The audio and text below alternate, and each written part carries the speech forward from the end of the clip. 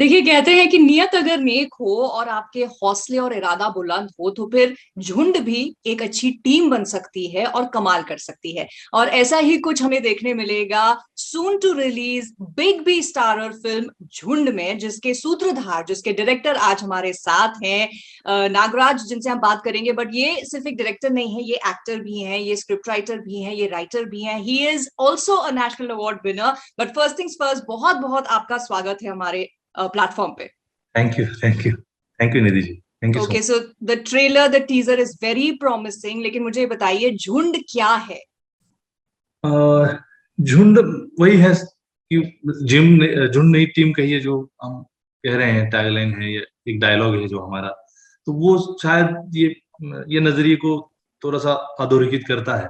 और मैं कोशिश वही कर रहा हूँ कि एक नजरिए की बात है, कोई हमको झुंड के, हम अगर खुद को भले ही टीम भी कह लें, हम खुद को अच्छा भी मान ले, हम खुद को इंसान भी मान ले, तो शायद कोई होगा कि जो कहे कि आप बुरे भी हो, आप जानवर भी हो। ये उसी नजरिए की बात है, और मैं कोशिश कर रहा हूँ कि बस इस मुद्दे को उठाऊं।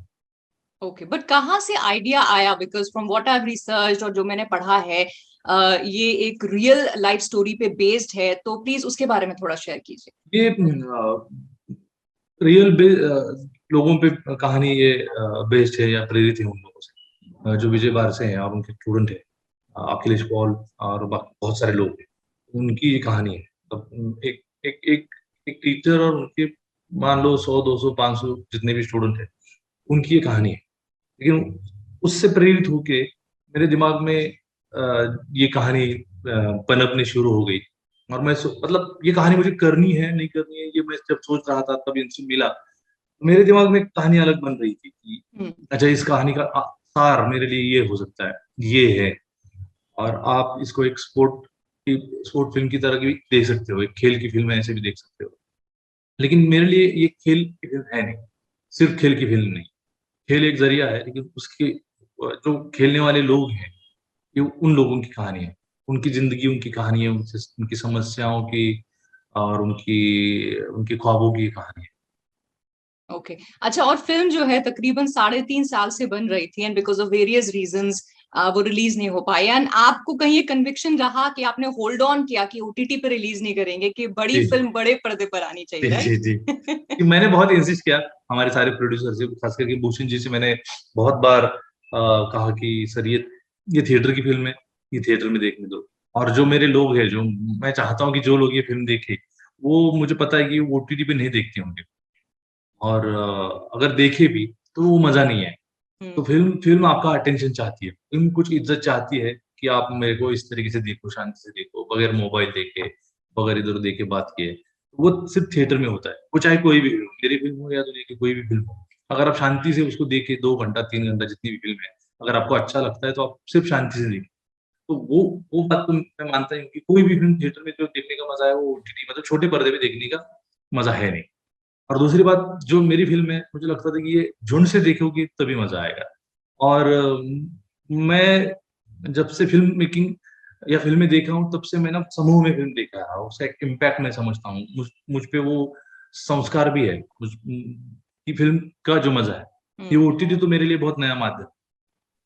टीवी पे फिल्म देखना, मैं भी जानता हूँ कि आप देखा देखा नहीं देखा देखा, तो वो मुझे अच्छा नहीं लगता है।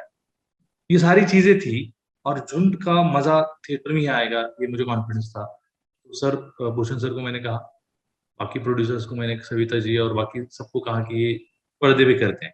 सबने मेरी बात मानी, और आज सब लोग खुश हैं कि ये पर्दे पे फिल्म रिलीज। जी, और ये बहुत बड़ी बात है क्योंकि एक टाइम पैंडेमिक का जब आया तो बहुत सारी बड़ी बड़ी बैनर की फिल्में भी थोड़ा रुकने के बाद फाइनली ओटीटी पर रिलीज हुई।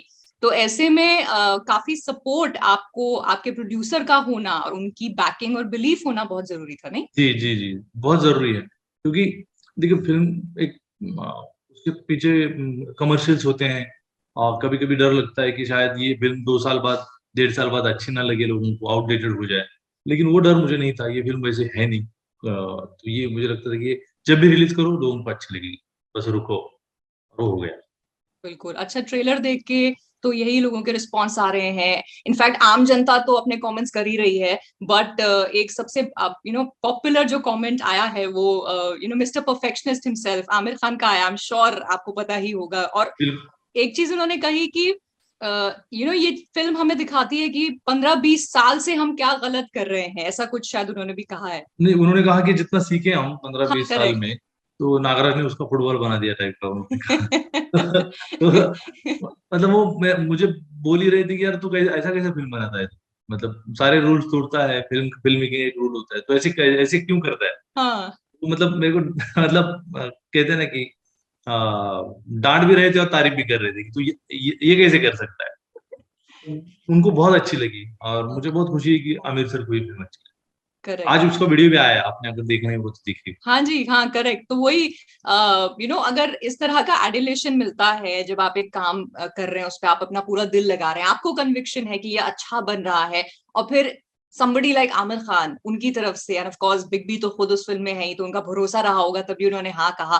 तो एज अ डायरेक्टर आपको किस तरह की पावर इससे मिलती है, कि किस तरह का कॉन्फिडेंस मिलता है? देखिए मतलब हम एक कोई भी कलाकार को अगर उनकी बात अच्छी लगे तो खुशी होती है, मतलब कोई भी हो, मतलब एक कवि हो, एक संगीतकार हो, फिल्म मेकर हो, चित्रकार हो, कोई भी।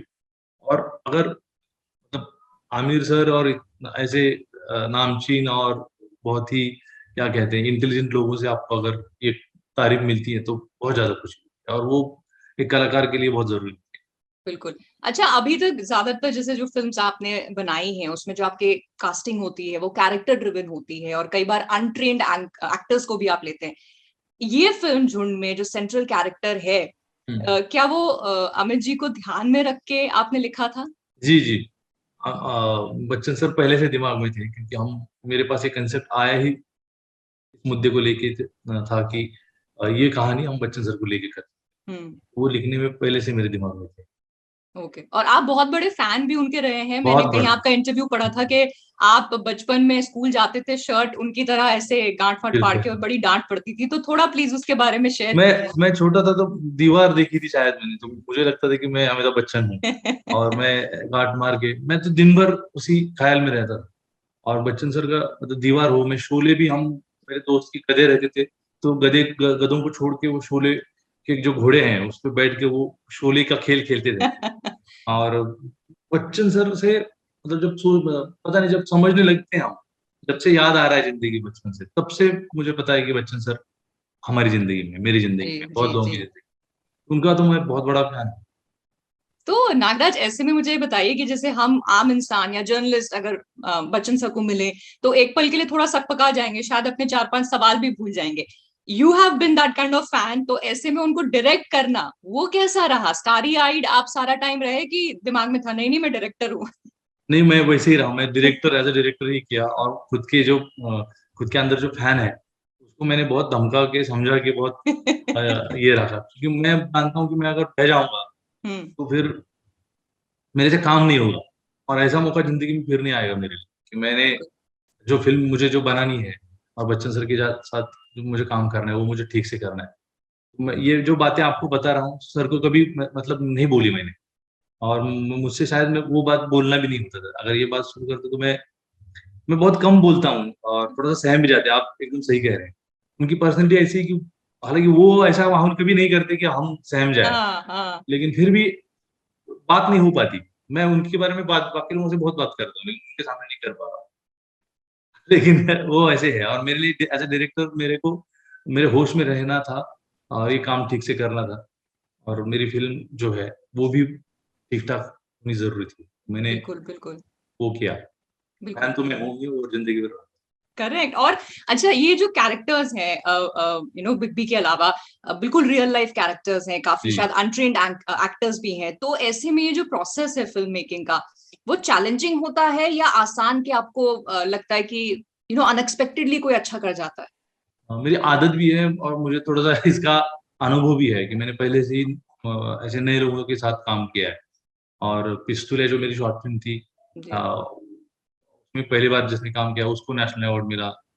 फैंड्री में किया, उस बच्चे को भी नेशनल अवार्ड मिल गया। सैराट में भी नेशनल अवार्ड मिल गया। मैंने एक फिल्म प्रोड्यूस किया, मेरे दोस्त ने डायरेक्ट किया, उसको भी नेशनल अवार्ड मिल गया। तो मेरे को बच्चों के साथ काम करने का या नए लोगों के साथ काम करने का एक अनुभव है और मुझे अच्छा लगता है। और वो शायद मैं खुद चाहता भी कि ऐसे नए और बहुत कहते हैं ना हमारे दायरे के बाहर से लोग आए और वो भी इस कारवां जो चल रहा है इसमें शामिल हो जाए और मतलब क्या कहें हमारी फिल्म इंडस्ट्री को एक अलग रंग भी आ जाए।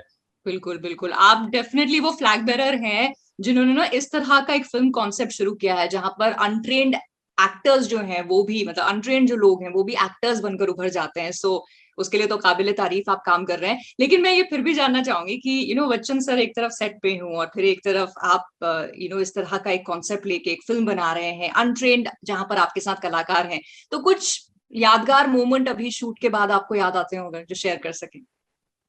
मतलब बहुत बार ऐसे हुआ है। अभी आपने वहाँ कहा और एकदम झट से एक किस्सा दिमाग में आया। तो और भी कुछ लोग हैं, आपने अगर फिल्म देखी है तो उसमें और भी किरदार हैं जो नॉर्मल जो लोग हैं वो ऐसे ही उधर उधर से ही झोपड़पट्टी के ही लोग थे। तो प्रैक्टिस में जब बच्चन सर आने से पहले मैं उनके साथ प्रैक्टिस करता था। बच्चन सर के साथ रोल में मैं होता था और मैं उनको ये करके सब सेट करता था सब। और फिर सर को हम बुलाते थे। एक बंदे ने नॉर्मल किया जो एक्शन सीक्वेंस था और जब सर आए तो वो बहुत उत्साहित हो गए और उन्होंने जो बोतल को वो सर पे ही फोड़ लिया ना ओरिजिनल को। और उनको लगा नहीं लकीली लेकिन वो बहुत उत्साहित हो गए थे। हम्म। तो वो ऐसी चीजें होती थी कभी कभी उनको कंट्रोल करना है फिर जाके बता दो कि ठीक से काम करिए ऐसा मत करिए कि तो आप इतना उत्साहित भी नहीं होना है। और लेकिन वो रंग भी आना था उनको।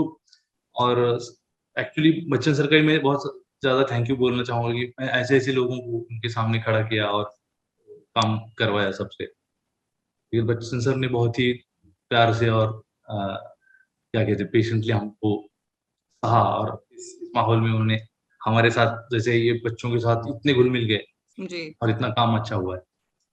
बिल्कुल बिल्कुल, एंड डेफिनेटली फिल्म भी बहुत अच्छी निकल कर आई है और यकीनन ऑडियंस को बहुत पसंद आएगी। और एक चीज मैं जानना चाहती हूँ, ये पहली आपकी हिंदी बॉलीवुड जिसे कहें फीचर फिल्म है, तो क्या फैंस आपको और इस तरह का सिनेमा बनाते हुए देखेंगे अब? मैं बनाऊंगा फिल्म मतलब अभी तो पता चला है कि मैं फिल्म अच्छी ठीक से बना लेता हूँ और ये मौका भी है। यही अपनी कहते हैं ना यही रोजी रोटी का जरिया भी बन गया है। तो हाँ, बनाना तो चाहता हूँ और जब तक दिमाग काम करेगा ठीक से फिल्म बना पाऊंगा तो बनाऊंगा जरूर हर भाषा। बिल्कुल। अच्छा, एक लास्ट सवाल आपसे नागराज, ये है कि बहुत सारी जैसे आपने कहा ये आपके लिए स्पोर्ट फिल्म नहीं है, तो बहुत सारी इस तरह की फिल्म्स आई हैं, कहीं ना कहीं ऐसी फिल्म्स बहुत आई हैं जहां अंडरडॉग्स को फिर दिखाया गया वो किस तरह से परफॉर्म करते हैं। मैं आपसे अगर एक लाइन में पूछूं कि झुंड उस झुंड से कैसे अलग है? एक्चुअली ये मैंने नहीं बोलना चाहिए। हाँ, ये हमें ऑडियंस ने बोलना चाहिए, ये हाँ उन्होंने बोलना चाहिए तो ये खुद ही खाना बनाओ खुद ही तारीफ करके खा के सो जाओ ऐसा हो राइट? जाए। लोगों ने बोलना चाहिए अलग है या जो भी है तारीफ दे तारीफ करे गाली दे जो भी जी होगा। जी जी। बट अच्छा, झुंड के जरिए मकसद क्या है? आप ही बता पाएंगे कि क्या है मतलब जी, कहानी अलग है। लेकिन झुंड का एक, मकसद हाँ, झुंड का मकसद देखिए मेरा मकसद वही है कि जब आप फिल्म देख के आपके मन में जो भावनाएं पैदा होगी वही मेरा मकसद है। वो भावनाएं उत्पन्न हो आपके दिल में। हाँ बस वही मेरा मकसद okay. So on that note, मुझे लगता है जिस तरह से आमिर ने भी कहा कि ये फिल्म ये रहने वाली है आपके साथ, जो स्पिरिट इस फिल्म को देख के आती है वो रहने वाली है। सो आई ट्रूली होप कि जब ऑडियंस थिएटर में उठे, फिल्म देख रही हो, तो जिस तरह से आपकी टैगलाइन भी है बड़ी फिल्म बड़े पर्दे पे, तो उसी तरह से उसे देखें। पूरा झुंड जो है आपकी फिल्म झुंड को देखे और उससे वो एक स्पिरिट लेके जाए। तो बहुत बहुत शुभकामनाएं आपको इसके लिए और आपके सारे फ्यूचर प्रोजेक्ट्स के लिए, and thank you so much for this interview. Thank you thank you thank you बहुत सारी सदिच्छाएं थैंक यू। Thank you.